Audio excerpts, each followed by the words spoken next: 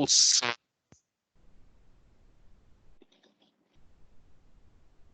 Okay. Yeah, now we're back. Yeah, I'm also kind of more able to kind of become one with the breath. Kind of like I don't feel like the breath is separate to me. Like, okay, this is my breath, I'm here. I'm breathing into unpleasantness. It dissolves the sensations of unpleasantness and leads to a very pleasant, spacious kind of place. It's like a That sounds like good skill development. Sounds like that you're practicing well. yeah, it's very pleasant. It feels like having a very big weight removed from my chest. Funny how that's exactly the way that the Buddha describes it. It's it's kind of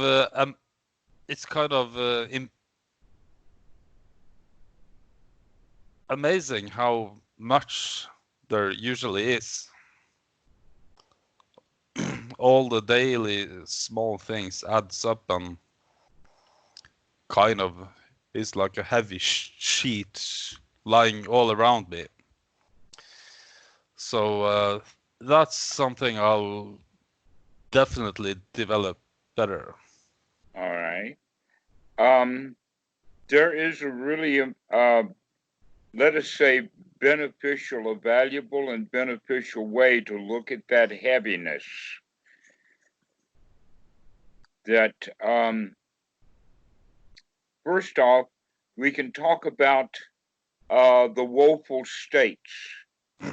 And I'm looking at one in particular, but there are 4 kinds of woeful states that the Buddha talks about. And these 4 woeful states are actually something that he kind of borrowed from Hinduism, which kind of, and when I say Hinduism, I'm actually meaning the ancient religion of in the time of the Buddha, which mostly predominated with Brahmanism, and that Brahmanism is still the predominant belief system in India, to where even at that time there was Shiva and many other Vishnu, Kali, all of these deities were from ancient times, but it wasn't a pantheon that was universal.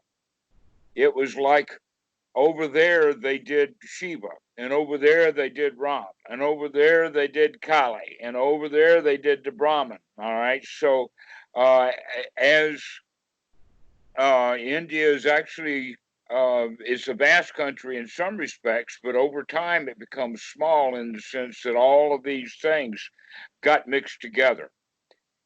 So that now Hinduism is Brahmanism plus Shivaism plus Vishnu, and they've even tried to add Buddhism as part of that mix. But Buddhism only comes in correctly when it makes a subtle change, and that subtle change is from believing in something literally into applying it symbolically. And so the Buddha borrowed these woeful states that were thought of as places to be reincarnated, like hell or the ghostly world. I'm not sure I heard it right. What kind of states? What did you call them? Woeful.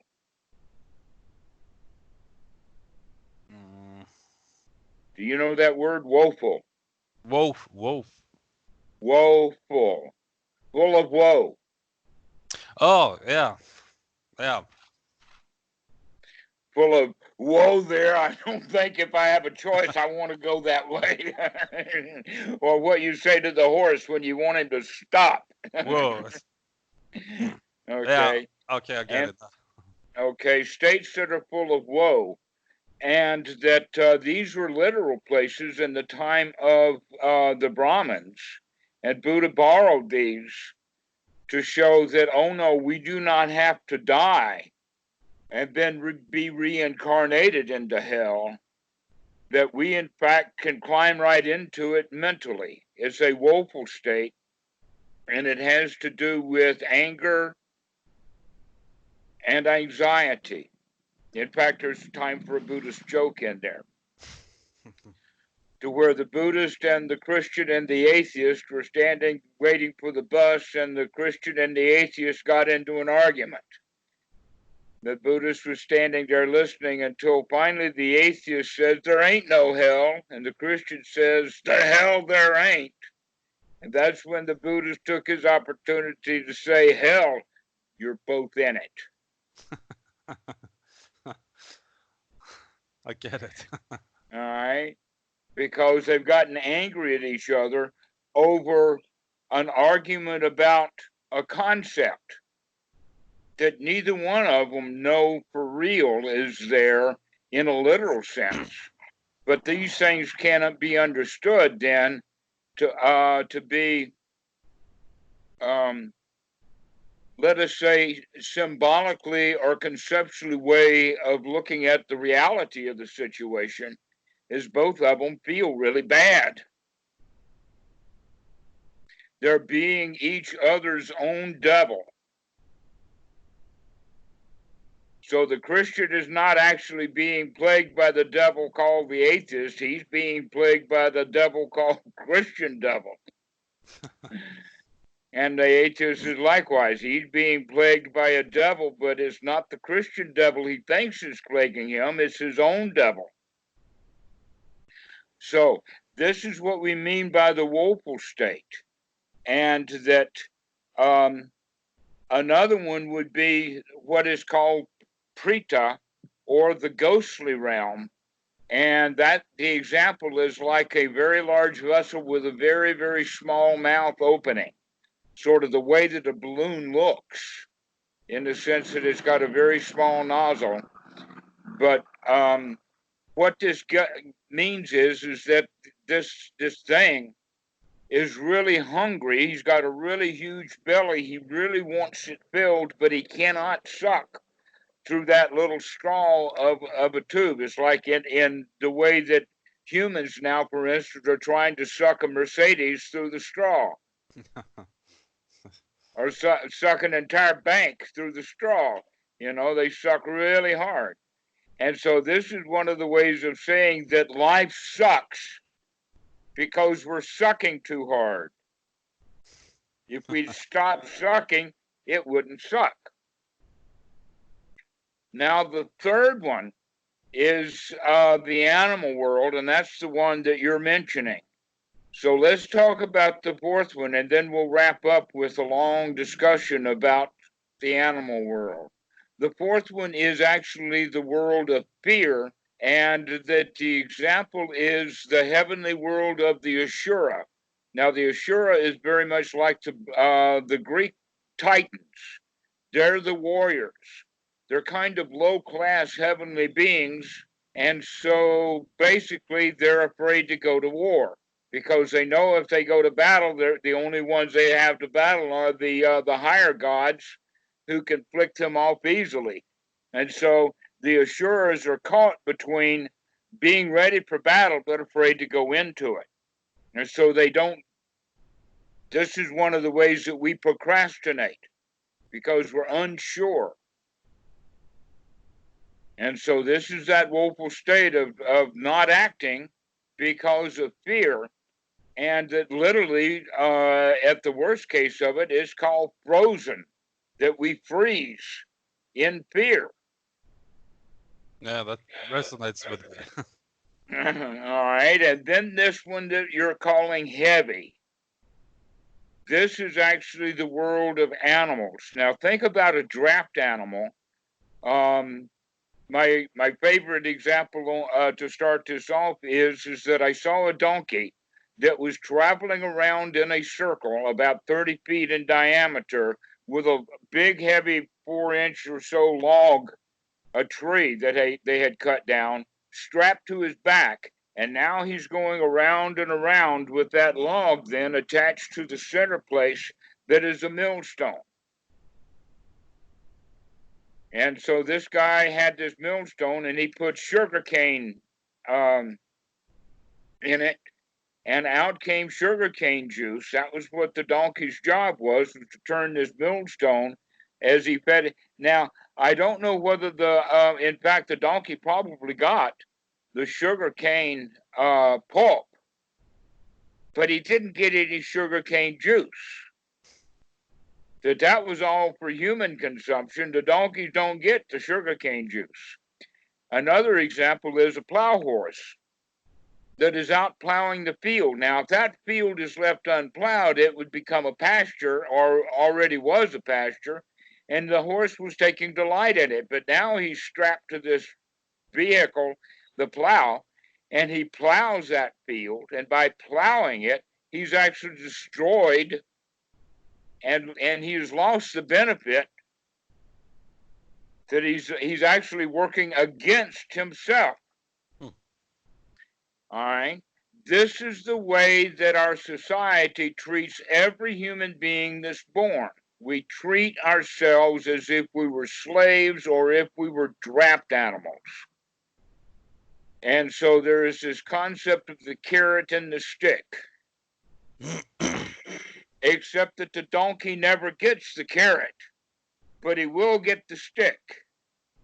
And so the carrot is dangled out in front as if he's carrying the cart along. The carrot stays out in front, and he never gets that carrot all day long. He's carrying that cart. How that then works out in the time that we're children is go to school, do your ABCs, stop playing those games, sit down, shut up, stop doodling, and listen to the teacher. You've heard that all before. This is the educational system, is where the joy of living gets knocked out of us kids, and we're put into a world of drudgery, in the world of being a plow animal. It's me hard.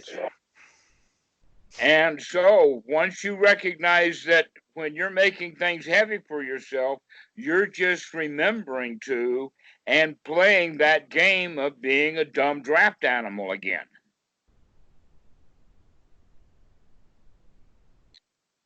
Because the reality is that you can give yourself the reward for your job well done immediately, rather than having to wait for basically the wait is until we realize that there has been a switch. We got the bait and then the switch. That's what. So why do you go to school? Oh, you got to learn the ABCs. And then when you graduate out of the first grade, guess what? Your prize is second grade. And when you get out of the second grade and you get out of grammar school, your prize is middle school. And graduation from middle school, your prize is high school. It's going to high school, and then your prize is going to university. You see how that works? Yeah, keep pushing them on and on. Eventually, we can recognize that even the very wealthy people, that this is not the wealthy pushing the poor. This is the system pushing everybody. So that even the guy got a lot of money, it's not enough money. Now that he knows how to rob poor people, he starts to rob the rich. Yeah. And so much of the money in the world moves around because it's being stolen from each other,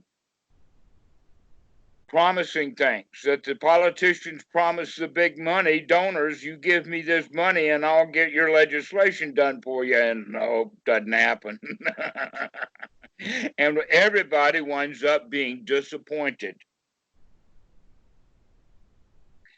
That is the burden of life. The burden of life is that we do not allow ourselves to have the victory or the value received. And so the job itself becomes a burden. And when you recognize that, you can kind of put it down. Now, there's 2 points of that. One is that there's both an internal burden that you were taught from childhood and keep. And the other one is the burden that is then reimposed over and over again from society. And so when we recognize that that society done us wrong long ago and is doing us wrong now again, we can begin to start unclinging to it, to let it go, to stop working on doing the things the way that we should do it. It's very interesting how this animal state that the Buddha and especially Bhikkhu Buddhadasa talk about. This is actually coming out of a book that Bhikkhu Buddhadasa series of lectures called The Prison of Life, where in fact the first part that he's talking about is life itself is a prison. But the most important quality of this prison is like being a draft animal, that we don't allow ourselves to have freedom because we're attached to it, that everything that we attach to that keeps us in a particular situation or location is actually a prison, as if it were a ball and chain. And so seeing that we make our own prison, but that we are encouraged to make that a prison is what society does. Now,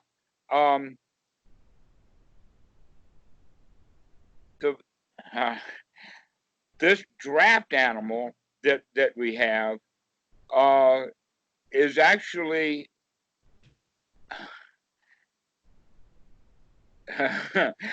there is a monk that actually uses the word, so I'll go ahead and use it too, that is almost like it's not a pile of shit, it's a whole toilet, or it's the entire sewer system that's backed up. The whole thing is shit. And that, so it's, the whole toilet is just covered with it. And that we recognize that it is unworthy, it's unwholesome, it is woeful for us to bring on this burden in this sense of doing what we are doing because we're supposed to do it, as opposed to doing it because we actually enjoy doing it. Yeah, I see. And everyone does, even people who start meditation, they do it because, they hear that meditation is good for them. You should do it. So now it's become a new rule or a new law, and everybody goes to meditate because they should, and they're expecting eventually to get some value out of it. To where a better way of doing it is recognizing it right from the very beginning, that this stuff is good. It's good in the beginning. I don't have to wait until the middle or the end to get the value out of it. I can get the value out of it right away. But part of the value that you're getting is that you're beginning to see this underlying burden that you've been carrying around, that you're waking up to that. That's in fact part of the value of beginning to practice, is we begin to see what a mess this thing is. In the beginning, we say, I should meditate because there's a bit of a mess here. And as you begin to meditate, the mess, the closer you look, the bigger the mess is. I would rather say instead that I've known about the mess all the time, but instead I'm starting to see the freedom beneath. Right, so you can see that you can get out of that, but you have to remember. Yeah, that's You have to remember to look, and then you get out of it. And so even when you say that it's hard to get out of, that's still that subtle bit of training that we got, because we're expecting things different from the way that they are. And so, in a way, that means that now we moved out of being an animal into being a ghost. Now that I'm getting benefit from my meditation, I want more, more, more, more. And naturally, I'm not going to get more. Can I start to enjoy the state that I'm in now, knowing that these are skills developing and that they will continue to develop by keeping working on it? And so we can begin to see that, wait a minute, it's only hard because there's that remnant that life is supposed to be hard, or that at least my experience of life has been that it was hard. And that's especially Western, it's especially European, it's especially Northern European. Work hard, work. You're going to get some value out of it, you know. Except that that working becomes too heavy. And so every time that you can recognize that mechanism within you, you can say, all right, out of it. I am not that donkey carrying that log on my back, going around in a circle because I have no choice.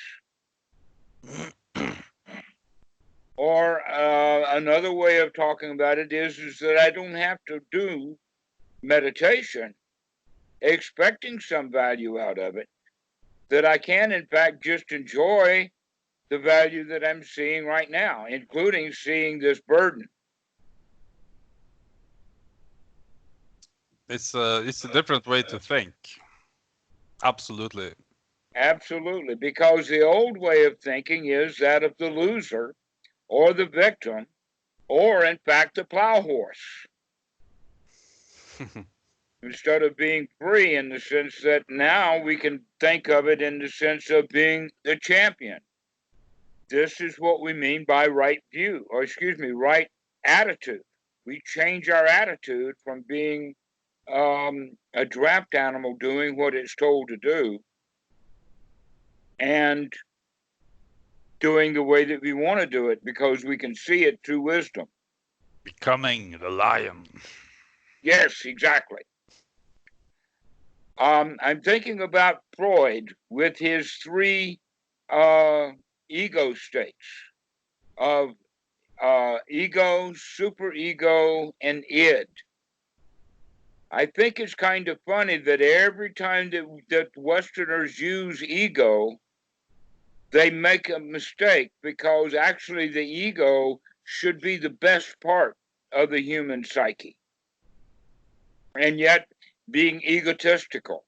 Well, being egotistical, that's actually,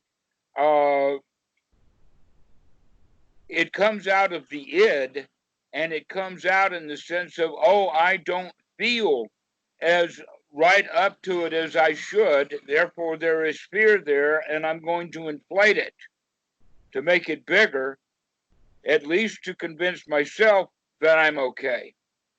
And so egotistical should be idotistical rather than ego. But never mind, the point that we're looking at here is the part about the superego. And the superego is where all of the rights, rules, rituals, shoulds, woulds, coulds, education, verbal concepts, all of that kind of stuff is stored. It's in the mid cortex of the brain, neurophysiological, but the calling it a superego is a little much. That what Byrne did was he reframed that from ego, superego, and id into parent, adult, and child. And that's much easier to work with, because basically what's really going on at that level is that it is the superego, or the church lady, or the preacher, or the should guy or the teacher or whoever is telling the child in us what to do. And the child sees that superego as a burden, and he doesn't like it. But the child will go along to get along. So we say, oh, you should go on a diet. I don't want to go on a diet. All right, I'll go on a diet. And I'm going to go on that diet and stay on that diet until the refrigerator door opens. and then and then maybe the child's not going to listen to the parent about what you should or ought to do or what's right, etc. So we have this superego that has all of this stuff stored in it that the Buddha talks about in the sense of sila bhatta paramasa. It's our attachment to, it's not all of those rules and all of that stuff that you were told. It's the fact that we attach to that stuff. That's one of the modes of clinging. And why do we attach to that? Well, it's our herding instinct. It's our nature to try to get along, and so we go along we remember what we should do, so that we don't act badly and get fussed at. But the child wants freedom. And so the better way to do it is, let's wake up the frontal cortex. Let's get the adult, the real human quality there, to guide the child or the feelings through the jungle or the maze of life, and kind of turn off this superego, so that you begin to live your life with wisdom. So as soon as that burden or that feeling comes up, you recognize that from the adult state of mind, our the ability to see, our awareness, our intelligence. And intelligently we can see that we're hard on ourselves. But it's the superego or the parent ego state, all of that stuff that we learned from the outside world, that we use as a bludgeon to beat on the child instead of letting the child be joyful. And so this is really the big change that needs to be made, is that we need to give the child freedom, but watch it through the wisdom eye, instead of putting all these restraints on ourselves about what we should do. So in that regard, a sitting meditation could be absolutely joyful, not because we should do it, but because we no longer have to do it because we should, but it's really fun to investigate the mind. It's really fun to be here now. Yeah, it's really enjoyable. And so this is the way that we should practice meditation, as if it were completely enjoyable. But this means that we have to remember to keep shutting off this past recording of how things ought to be. All of the rites, rituals, all of that kind of stuff. In fact, for many years now, I've talked about that for most people, meditation is a ritual. They do it with all the pomp and circumstance and candles and white clothes and special cushions and big altars and bowing and scraping and all of that kind of ritualized stuff. And then after they do all of that and they sit on the cushion, they'll find some new ritual to do. I can believe that. And so we ritualize everything because this is the way that we were taught. But a much better way of doing it is a much more natural way. That's one of the things that's really beautiful about Bhikkhu Buddhadasa, is that he's very natural. To not do things the organized way, but to do things a more natural way. And the natural way is to give the child complete freedom, but you help him with that wisdom part of the brain to guide him, to watch where you're going, but to take all of the rules off. An example of that would be, in our society, we have police who stop people. And most people, when the police stop them, they go into child state, and they see that the police is more like a super ego, and so they are fearful. They can't think well. They're bumbling. They make a false move, and then if they're black in America, they will get shot. All kinds of really crazy things are going on with that. But the reality of the situation is that the cop really doesn't want to hurt anybody. And if you're really friendly with the cop and very cooperative with him, let him know that you approve of what he's doing and that everything is cool, then he'll enjoy it a whole lot more. But if we have that idea, on the other hand, is that, see, Levata Paramasa, these cops shouldn't be out here stopping people like this. I'm going to give this guy a piece of my mind. Well, guess what? That's not the right way to go about it. Don't try to read the cop the riot act. So be friendly with them. So that's an example about how to apply that through wisdom, to always go with the wise way of doing things. But we'll get angry if we have this menu or these set of rules saying it should be like this and it should not be like that, and cops shouldn't be out there stopping people and all of that kind of stuff. Don't talk to the cops is something that you'll see on the internet. That's not a good idea. But you can apply that to anything, that we stop listening to the wouldas, shouldas, and couldas, because that's where it makes things heavy. That's the old slaver out there, or the old farmer beating on that horse, trying to make the horse plow the field, when the horse is not going to get any benefit out of the plowing of that field. Yeah, I see that. If the horse was really smart, he'd say, "Look, Mr. Farmer, I'm not really into all of this right now."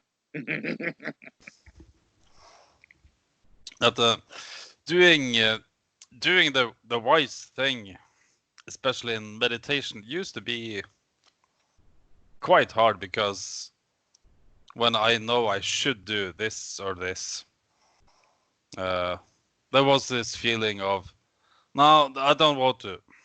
Yeah, like you said, You're describing exactly what I'm talking about. Like you said, procrastination.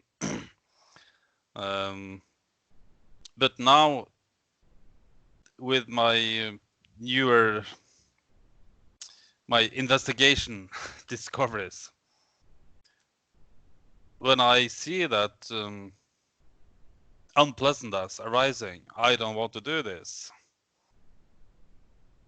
It's a lot easier to just turn to, okay, where do I feel this?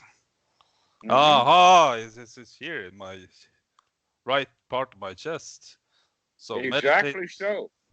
Breathe in at that place. Then it goes away, and I'm happy with doing what I should do. That's interesting. Yes, that's exactly what's happened, and that's exactly the procedure that would be taught, is pay attention to the body. In the beginning, we really want to pay attention to the body, because that's where all of those sensations, like, for instance, heaviness and anxiety and all of that, will show itself. Those emotions will show themselves in the body. Once we get into recognizing that stuff and can breathe into it, then the next time that it happens, we can begin to see the mechanism that started that. For instance, the thought that you should do something, and then you don't like the thought, I should do this or I should do that. And so that begins to be the source of that. And so by recognizing that it's our attachments to rites, rules, and rituals about how things should be, that generally is the trigger that starts all of the old crap into motion. That's why it's actually listed then as the second fetter. It's the second knowledge that we need to deal with. The first knowledge is actually is I generally wait for the depths of it for later, but right in the beginning, students can realize about self is that it is changing. It's not static, and it's certainly not eternal. And yet, that's what Hindu teaches. It teaches that the self is eternal, but that even after you die, then you'll go into these woeful states. But when we begin to understand, oh no, these woeful states can happen right here in this very life, that these woeful states mean that whoever I was changes. That is almost like you look at this dial about the parent, ego, the child, and the adult. Who we are at any particular moment is the interrelationship between those three things. And as those three things change and circle and run around each other, who I am actually changes. That I'm not the same all the time. And that's one of the most important things that we begin to recognize, that this is a crowd in here. And part of then the practice is going to bring all of these factors together so that the mind becomes unified and not a crowd, especially not this argument between the superego and the id, or between the parent and the child. That we're going to bring that conflict to a close. And the best way to do it is by stop listening to the superego. Stop looking at the way that things should be done, because this is how, in fact, you can see how these two fetters interrelate with each other. That it's not just me, but it's me in relationship to all of society. And when I recognize that I've been molded by society to feel bad, then I can recognize, oh no, I can change who I am. I'm not fixed. And then I can put away this attachment to how things should be. There is, by the way, the third fetter, and that third fetter is the fetter of doubt. And that this is actually quite interesting to look at. The first part of it is the doubt about who made this mess. Now, in that regard, we're saying that, oh, here I am, but here's this mess. Somebody else made this mess. Mama made me like this. Or trying to get something from a God. But when we recognize, oh no, the mess is that I am not unified, that I'm here and there, I'm scattered, literally. That's the mess. The mess is me. And so that's the first doubt. The doubt is, who made this mess, or why is suffering? Or it goes in American insurance contracts, they'll talk about acts of God, or weather, fires, those kinds of things, as if they were completely out of control, to where now mankind is wising up to say, oh no, we have a hand in the way things are, that we cannot blame things on outside. That this is actually what the second noble truth is all about, is the source of our own particular personal suffering is created within one's own mind. It doesn't come from the outside. Yeah. That Yeah. it's not society's problem. The society gave me all of that crap, but here, Mr. Society, you can have your crap back. Thank you. It's been on loan for a long time. I'll sweeten the pot, but you can have this gift back again. I don't need it. That means that now I'm responsible for my own actions. So that's the first doubt, is who made this mess? The answer is, I did it.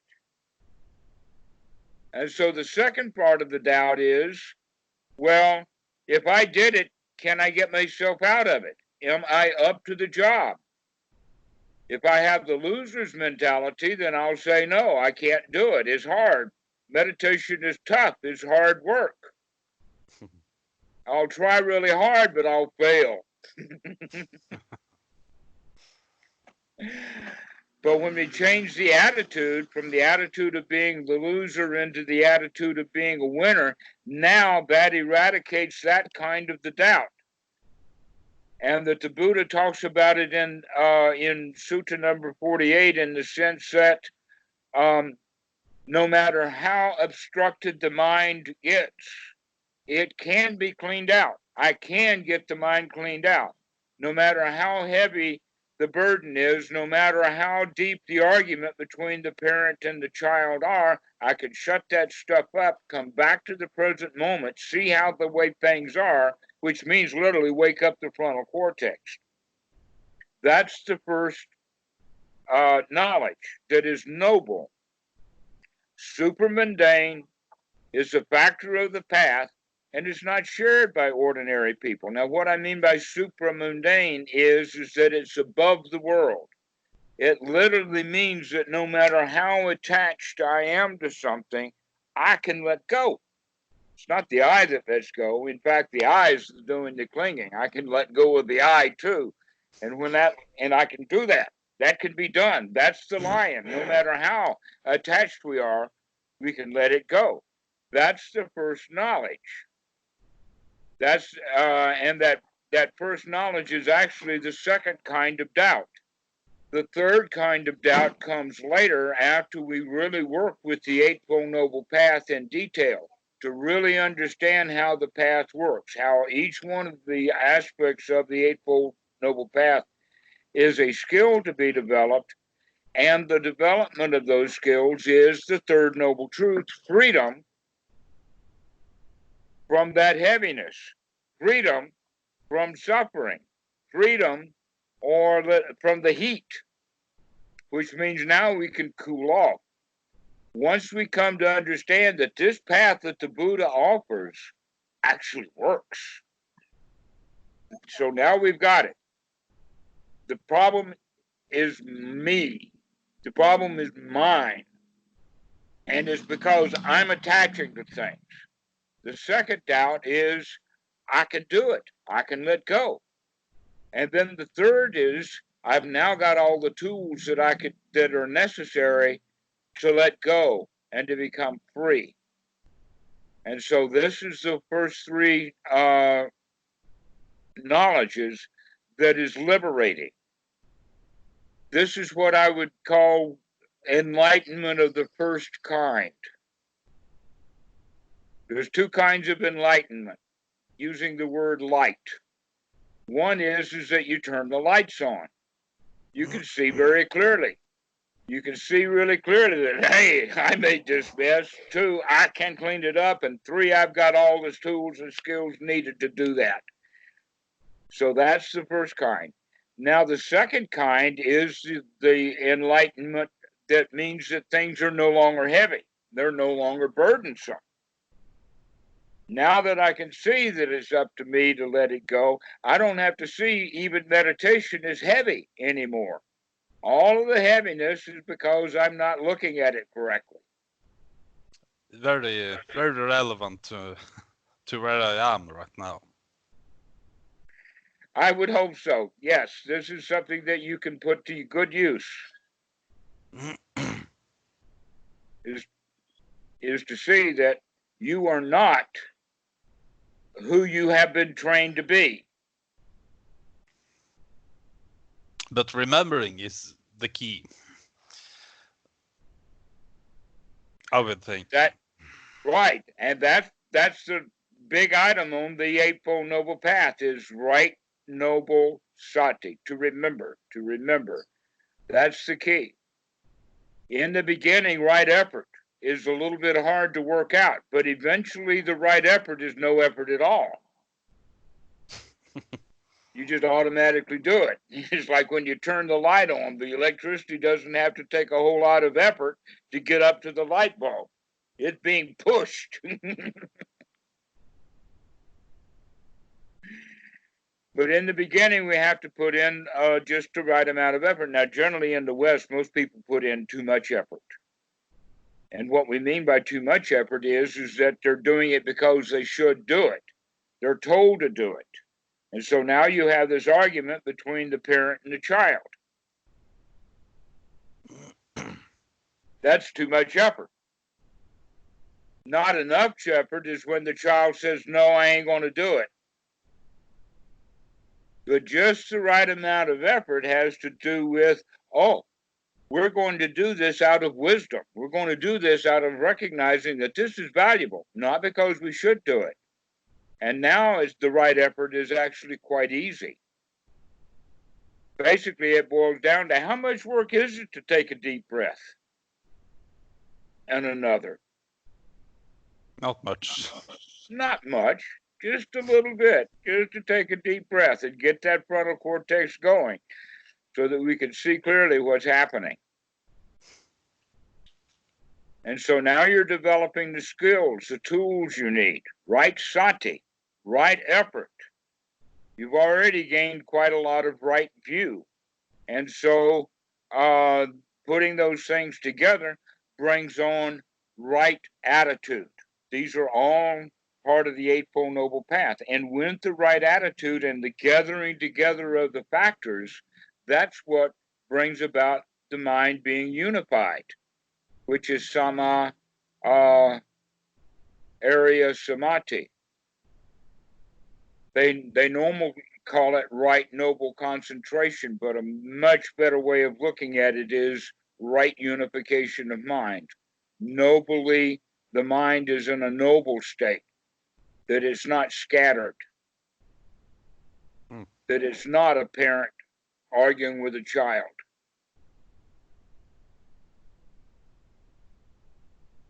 Which is how we mostly are.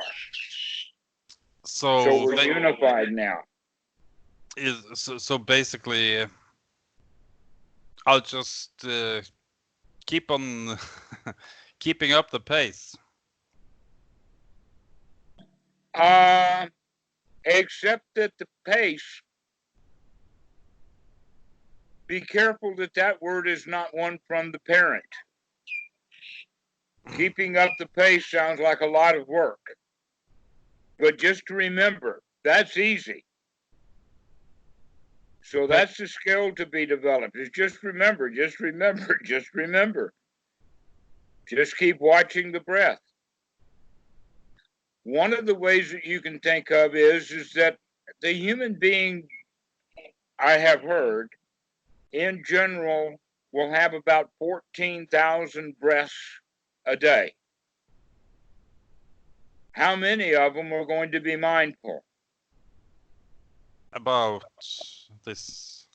Well, probably in sitting meditation, we're going to, in 1 hour, maybe 50 or 100, maybe 200 or so. But if we can start throughout the day to practice more and more, wherever we go. An example of that would be that you go to the doctor and the doctor's got a stethoscope and they put that stethoscope around and they say, breathe, breathe deep. Doctor, I'm already breathing deep. And so we begin to breathe deep more and more because we remember, as if there was nothing really else to do except just keep practicing that you know that you're taking good, deep, full breaths. And so if you can remember that 30, 40, 50 times a day and take a couple of 3 or 4 deep breaths each time you remember it, then you bumped it up now to 400 or 500 times a day that you're watching your breath. Okay, I'm on it. And so that's the way to practice, is to just spend time thinking about the breath. And that's all you have to do. You can do anything else during that breath. You've got lots of time. All we have to do is keep track of, is it an in breath or is it an out breath? Is it a deep breath or is it not? That's all we have to do. And the rest of it actually becomes quite joyful. Because we remember, oh yeah, this is good. This is good. Just keep watching. Okay, I can do that. Excellent. Well, we'll see you again soon, Ronny. I would like to hear how this is going for you. Yeah, I'll call you as soon as I'm able. Okay. I try to get in a bit earlier. I'm sure it's late afternoon over there. Well, I'm sure you're able if you cane yourself. I'm making a joke. I'll try to make it. All right. Well, we'll see you. See you next time. Okay, Bye. bye-bye. Bye.